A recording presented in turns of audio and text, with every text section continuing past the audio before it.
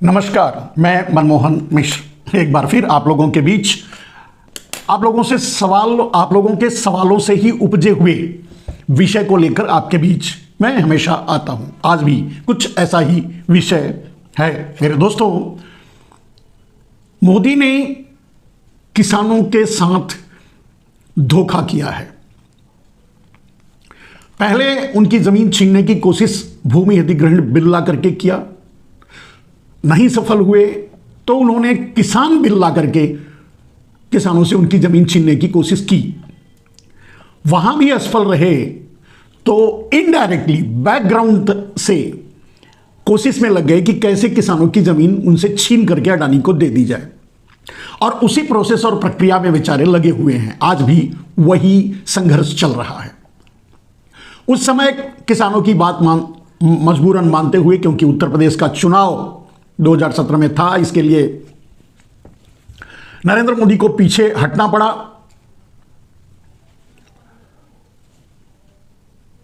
दो 2017 में नहीं, 2021-22 जब भी उत्तर प्रदेश का चुनाव था, किसान आंदोलन चल रहा था, तो उनको उत्तर प्रदेश के चुनाव को देखते हुए पांव खींचना पड़ा, पीछे हटना पड़ा, समझौते की बात करनी पड़ी, माफी मांगनी पड़ी और किसान बिल दिखावा के लिए वापस लेने का वादा किया। अभी तक वो कुछ भी नहीं हुआ है। किसानों से जो उन्होंने वादा किया वो भी पूरा नहीं किया। ये सारी बातें आप जानते हैं, मीडिया के द्वारा वैसे भी आप सक्रिय हैं तो आप अच्छी तरह से जानते हैं कि क्या हो रहा है किसानों के साथ। इस समय किसान जब सालों इंतजार करने के बाद, पहले सालों बैठे रहे, 750 से ज्यादा किसान शहीद हुए। नरेंद्र मोदी ने उनको शहीद तक नहीं माना, उनको श्रद्धांजलि तक नहीं देने दी। उनके साथ जो ज्यादती तब कर सकते थे किए, वहां तो बात खत्म हो गई थी। लेकिन जब उन्होंने मान लिया कि मैं आपकी बात मानता हूं, किसान बिल वापस लेता हूं और आपकी बातों पर हम बात मानेंगे और समझौता करेंगे, बाद में उन्होंने इतने दिनों तक कुछ नहीं किया। जब किसान हार गए, देख देख के, इंतजार करके, तो किसान फिर से आंदोलन के लिए सामने आए। अब इस समय किसान आंदोलन में उतर चुके हैं। अभी पंजाब और हरियाणा के किसान आंदोलन में उतरे हैं, जबकि भारत के सभी किसान इस आंदोलन में उतरने के लिए तैयार बैठे हैं, या तैयार हो रहे हैं, या जल्द ही उतर जाएंगे। 4 दौर की बातचीत हो चुकी है। 4 दौर की बातचीत में प्रयास यही रहा है कि कैसे किसानों का मजाक उड़ाया जाए, उन्हें चिढ़ाया जाए, उन्हें प्रोवोक किया जाए, और वो एग्रेसिव हो तो उन पर गोलियां चलाई जाए। अब जो हुआ है, अभी चौथे दौर के बातचीत के बाद जो सामने निकल कर आया है, उस पर बात आज आपको बताएंगे। मेरे दोस्त, नरेंद्र मोदी को किसानों की बात नहीं माननी है। नरेंद्र मोदी को किसानों का मजाक उड़ाना है। नरेंद्र मोदी को किसी भी कीमत पे कॉन्ट्रैक्ट फार्मिंग, यानी Adani farming, corporate farming, contract farming उसे नहीं कहिए, अडानी फार्मिंग लागू करने पर तुले हुए हैं और धीरे धीरे लागू कर भी रहे हैं। अब सवाल उठता है कि इतने 3-4 दौर की बातचीत में नरेंद्र मोदी जब किसानों का मजाक उड़ा रहे हैं, जब उनकी बात नहीं मान रहे हैं, सिर्फ ऐसी बातें कह रहे हैं जिससे किसानों को बुरा लगे और गुस्सा आए, किसान प्रोवोक हो, किसान निराश हो और किसान कोई कदम उठाएं। खास करके जब हरियाणा बॉर्डर को, शंभू बॉर्डर पर पूरी ये समझ लीजिए कि मिलिट्री छावनी बन चुकी है, पूरा भारत पाकिस्तान का बॉर्डर बन चुका है, या भारत चीन का बॉर्डर बन चुका है, नरेंद्र मोदी ने बना दिया है। तो अंदाजा लगा सकते हैं कि नरेंद्र मोदी के दिमाग में क्या चल रहा है, मन में क्या चल रहा है। और बातचीत तो एक ड्रामा है। अगर बातचीत माननी होती तो ये सब तैयारी करने की जरूरत नहीं थी, क्योंकि किसानों से जो वादा किए थे, नई बात किसान नहीं कुछ मांग रहे हैं, किसान वही बात रख रहे हैं, वही मांग रहे हैं जो पिछले आंदोलन में वो मांग रहे थे, आज भी वही मांग रहे हैं। एमएसपी की गारंटी, प्लस किसानों के ऊपर के मुकदमे वापस लेना, किसानों का ऋण माफ करना, टेनी को सजा देना, ये जो भी लखीमपुर खीरी के कांड में जो उसने रौद दिया था उसको सजा देना, इस तरह के जो भी मुद्दे हैं, जो बातें हैं, इलेक्ट्रिसिटी बिल को भी लेकर के कुछ है, तो जो भी मुद्दे हैं, जो भी बातें हैं, वो पहले से ही हैं। ऐसा नहीं है कि नया कुछ मांग रहे हैं किसान, लेकिन न देना तब था, न देना अब है। झूठ तब भी बोलना था नरेंद्र मोदी को, झूठ अब भी बोलना है। नरेंद्र मोदी को किसानों को चिढ़ाना तब भी था, उस समय चुनाव देखते हुए चुप हो गए थे, चिढ़ाना आज भी है। नरेंद्र मोदी उस समय जो माफी मांगे सार्वजनिक रूप से और किसान बिल लेने का नाटक किया, वो गुस्सा नरेंद्र मोदी अब किसानों पर उतार रहे हैं। जब पहली बार भूमि अधिग्रहण बिल लाए थे 3 बार ऑर्डिनेंस के जरिए, तब सफल नहीं हुए, तो उसका गुस्सा उन्होंने और कड़े कानून किसानों की जमीन छीनने के इरादे से 3 किसान बिल के रूप में लेके आए। जब वहां भी पूरी तरह से सफल नहीं हुए, किसानों के दबाव में, किसानों के आंदोलन के चलते 11 महीने तक किसानों ने आंदोलन किया, तब उन्होंने जब पीछे लिया, अब उसका गुस्सा, मतलब वो जो शर्मिंदगी नरेंद्र मोदी को झेलनी पड़ी कि इतने दिनों के बाद, 13 महीने के बाद उन्होंने माफी मांगी और वापस लेने का नाटक किया। प्रश्न ये उठता है, वापस नहीं लिया, लेकिन उन 750 से अधिक जो किसान शहीद हो गए, उनके लिए जिम्मेदार कौन है? उनका हत्यारा कौन है? खैर, वो तो नरेंद्र मोदी नहीं मानेंगे, हत्यारे तो नरेंद्र मोदी ही हैं, इसमें कोई दो राय नहीं है, क्योंकि जो 13 महीने बाद किए वो 13 दिन में ही, 13 घंटे में भी कर सकते थे। लेकिन वहां भी उनको वही गुस्सा उतारना था जो ऑर्डिनेंस के जरिए भूमि अधिग्रहण बिल लाए थे, उस समय जो हारे थे, उसका गुस्सा उतारना था। उतारे 13 महीने बिठा करके किसानों को, फिर जब माफी मांगनी पड़ी तो अब उसका गुस्सा अब उतार रहे हैं। नरेंद्र मोदी का इरादा क्या है कि इन किसानों को सजा दी जाए, जिनके सामने हमें माफी मांगनी पड़ी उन्हें गोलियों से भून दिया जाए। अब ऐसे ही तो गोली चला नहीं सकते, बॉर्डर सील करके बैठे हैं, बातचीत करने का नाटक कर रहे हैं और बातचीत में ऐसी बातें कह रहे हैं जिस पर मैं अभी आपको आगे बताऊंगा कि शायद भारत पूरी तरह से पूरे भारत को शर्मिंदा कर रहे हैं। सिर्फ नरेंद्र मोदी नहीं, पूरे भारत को शर्मिंदा कर रहे हैं अपनी इन कर्मों से। किसानों को उलझाकर किसानों के सामने जो बातें रख रहे हैं, और किसानों को का सिर्फ एक बैरियर नहीं, मतलब 10-10, 20-20 बैरियर लगा रहे हैं कि अगर वो तोड़ दिए तो ये तोड़ दिए तो वो, पूरी दिल्ली से लेकर के हरियाणा तक छावनी बना डाले हैं, पूरी फोर्स लगा दिया है। और सब कुछ, अगर उनकी बात माननी होती तो इतनी तैयारी क्यों करते? बात तो 1 घंटे में भी, 1 मिनट में भी मानी जा सकती है, बात मानने में कोई दिक्कत नहीं है। किसान ऐसा कुछ भी नहीं मांग रहे जिससे कोई परेशानी हो देश को, और परेशानी अगर होगी तो वो देश ही झेलेगा ना। अभी कटोरा लेकर 5 किलो अनाज के लिए कटोरा लेकर लाइन में खड़ा होगा, अगर किसानों की बात मान ली जाएगी तो क्या करेगा? भूखे मर जाएगा? ऐसा तो नहीं होगा ना। इतना लाखों लाख करोड़, 12-14 लाख, कभी 15 लाख, कभी इतना लाख करोड़ अपने मित्रों का माफ कर देते हैं, अडानी का माफ कर देते हैं, अंबानी का माफ कर देते हैं। किसानों के लिए इतना क्यों सोच रहे हैं? प्रश्न ये नहीं है। कोई बाधा नहीं है किसानों की बात मानने में, कोई भी सरकार होगी वो मान लेगी, और कम से कम इतनी लड़ाई के बाद तो मान ही लेगी।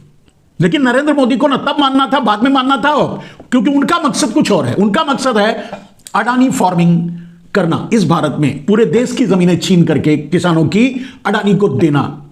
ये अगर मकसद है तो किसानों की एक भी बात मानना, खास करके एमएसपी की गारंटी, वो अडानी को नुकसान पहुंचाएगा, मोदी को नहीं, देश को नहीं, सरकार को नहीं, अडानी को नुकसान पहुंचाएगा। और यही नरेंद्र मोदी नहीं होने देना चाहते। तो लड़ाई यहां तक आ चुकी है। अब नरेंद्र मोदी के इरादे क्या हैं? आप सोच सकते हैं, जो आदमी, ये बात मैं नहीं कह रहा हूं, ये बात सतपाल मलिक भी कह चुके हैं, दूसरे और लोग भी समझते हैं और जानते हैं। जो आदमी पुलवामा कर सकता है 2019 का चुनाव जीतने के लिए, वो आदमी किसानों के बीच में एक और पुलवामा करवा सकता है 2024 का चुनाव जीतने के लिए। इसलिए मेरी किसानों से गुजारिश है, किसानों से अनुरोध है, विनती है कि वो धैर्य रखें, संयम रखें, ऐसा कोई मौका ना दें जिससे नरेंद्र मोदी की साजिशें सफल हो जाएं।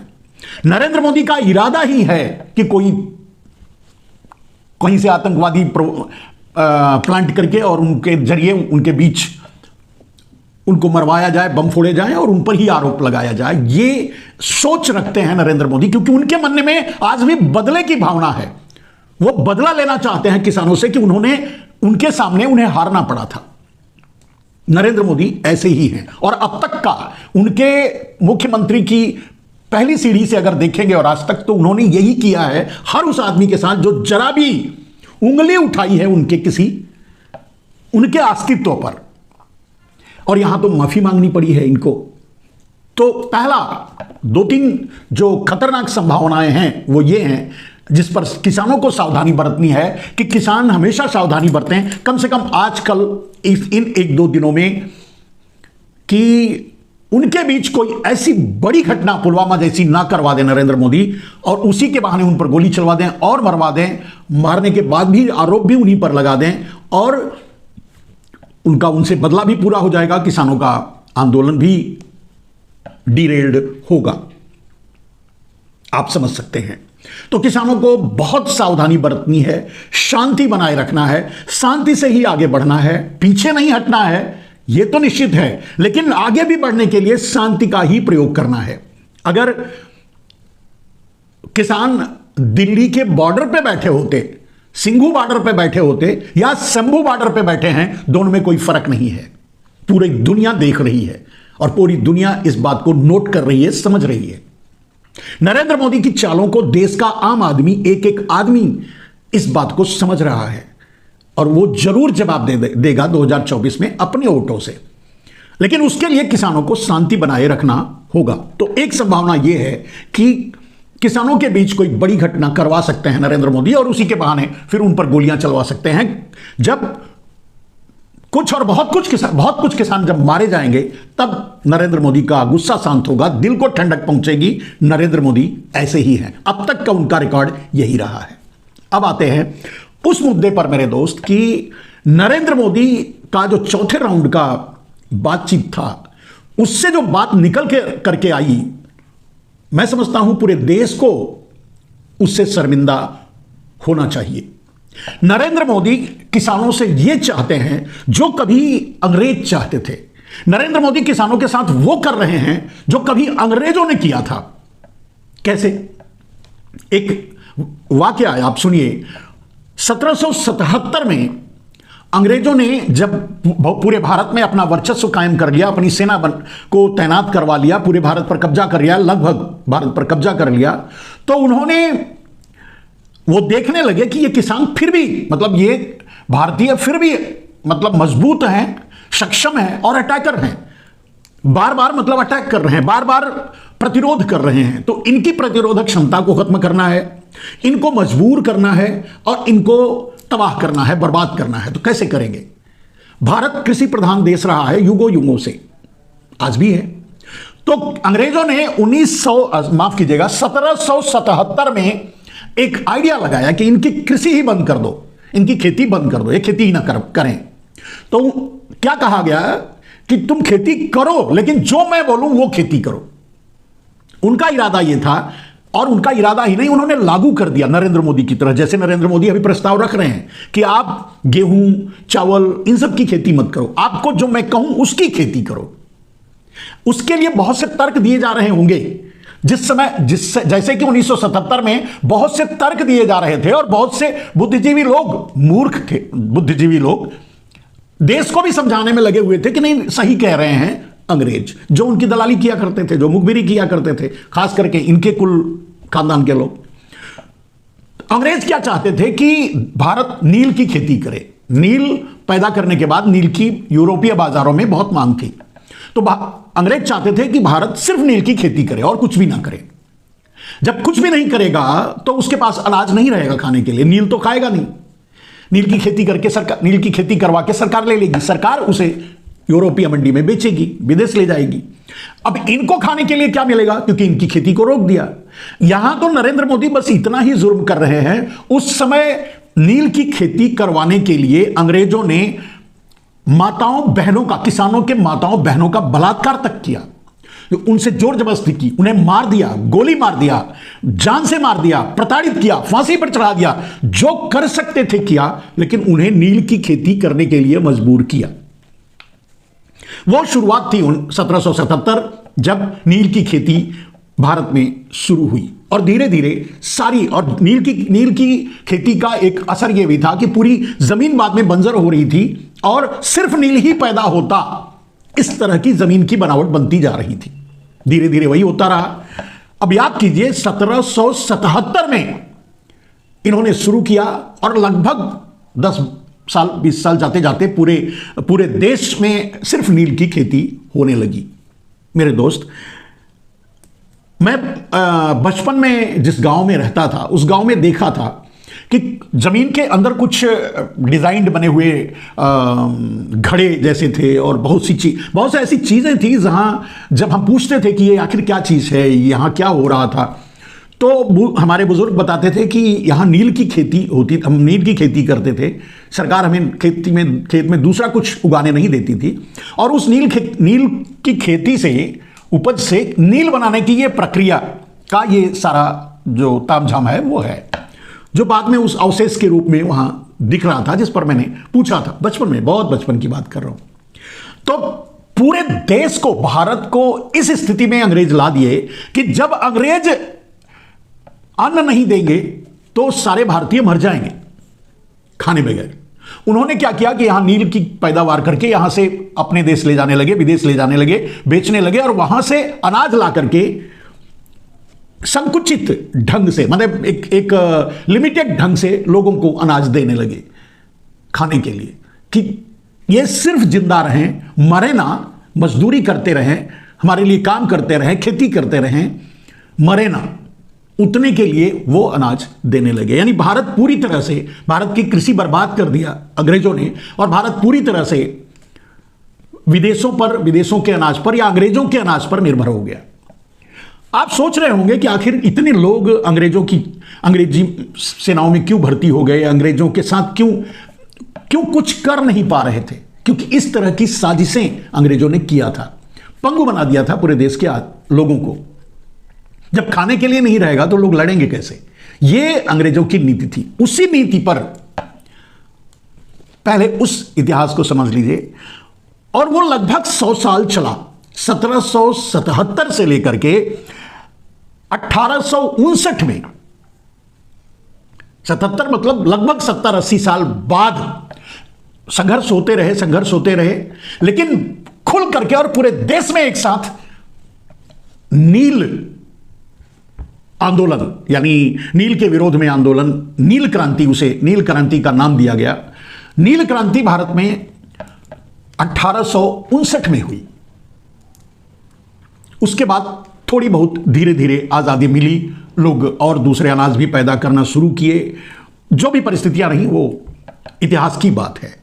लेकिन अब सोचिए कि जो काम अंग्रेजों ने भारत को दबाने के लिए, भारत को मजबूर बनाने के लिए, भारत को मजदूर बनाने के लिए, भारत का दमन करने के लिए जो नीति अपनाई थी, वही नीति नरेंद्र मोदी आज अपना रहे हैं। पंजाब के सामने उन्होंने शर्त रखी है कि तुम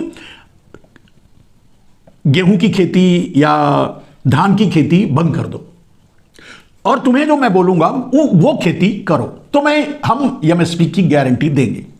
आप बोलिए ये कैसे संभव है? उसके लिए बहुत से वैज्ञानिक तर्क, बहुत सी ड्रामेबाजी की जा रही है, दी जा रही है, लेकिन उसका कोई महत्व नहीं है। मकसद यहां कुछ और है। तो अंग्रेजों की नीति पर चल करके आज नरेंद्र मोदी किसानों का दमन करना चाहते हैं। अब ये पूरे भारत के किसानों को सोचना होगा कि जैसे मान लीजिए कि पंजाब है, अगर पंजाब की मुख्य उपज अगर आज गेहूं है, चावल है, तो उनके खाने के काम आता है। थोड़ा बहुत दूसरी दलहन की चीजें उत्पन्न करते हैं तो उनके अपने जरूरत भर के लिए होता है। मूल रूप से पूरे देश को सप्लाई करने के लिए या बेचने के लिए वो जो पैदा करते हैं वो गेहूं और धान है। एक मैं अनुमान के साथ कह रहा हूं। अब उस वर्चस्व को तोड़ना चाहते हैं नरेंद्र मोदी। कल अब पंजाब अगर अपने लिए भी, अपने खाने के लिए भी अगर गेहूं और चावल पैदा नहीं करेगा, दलहन और तिलहन पैदा करेगा, तो निश्चय ही वो अडानी के ऊपर डिपेंड करेगा।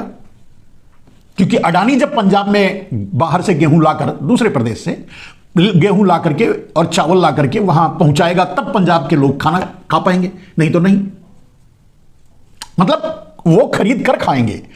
दाल या जो भी सरकार कह रही है कि मैं इसको एमएसपी पर लूंगा अगर आप ये पैदा करोगे, तो अब अगर वो पैदा करेंगे तो मेन चीज जो खाते हैं वो चावल और गेहूं, वो पैदा नहीं करेंगे तो उसके लिए उन्हें बाजार के दूसरे व्यापारियों पर निर्भर होना पड़ेगा और वो व्यापारी अकेला अडानी होगा।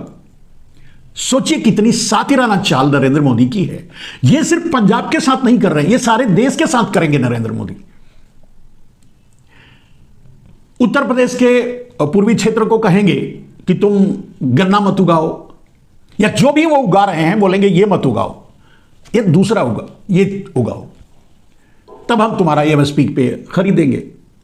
किसान अनाज पैदा करते हैं, उसे खाते भी हैं और बेचते भी हैं। लेकिन अगर ऐसी चीज उगाना शुरू कर दिए जो सिर्फ बेचें, खाने के लिए कहीं और से खरीदें, तो इस बाजार पे निर्भर हो जाएंगे, वो अडानी पर निर्भर हो जाएंगे, वो अंबानी पर निर्भर हो जाएंगे। जब तक वो नहीं लाकर देंगे और जब तक वो नहीं खरीदेंगे तब तक वो खा नहीं पाएंगे। यह है नरेंद्र मोदी की साजिश, जिस साजिश पर नरेंद्र मोदी काम कर रहे हैं। कितने शातिर और खतरनाक है नरेंद्र मोदी। ये पंजाब के साथ अभी कर रहे हैं, अभी पूरे देश के साथ करेंगे।